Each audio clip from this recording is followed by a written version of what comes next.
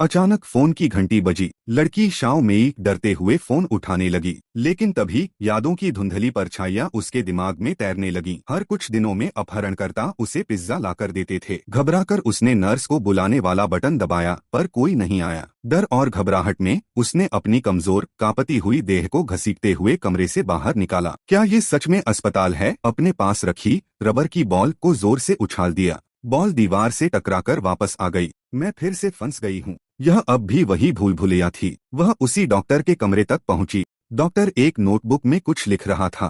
Shao May की आंखें अचानक टेबल पर रखी अखबार की सुर्खियों पर पड़ी। शाओ मेई को 1 साल पहले ही पुलिस ने खोज लिया था। उसे एक और झटका तब लगा जब उसने आईने में अपनी शक्ल देखी और चेहरे पर एक काला तिल मोल। तो मैं शाओ मेई नहीं हूँ। वह धीरे से अपने बिस्तर पर लौट आई और ऐसे सोने का नाटक किया जैसे कुछ हुआ ही नहीं।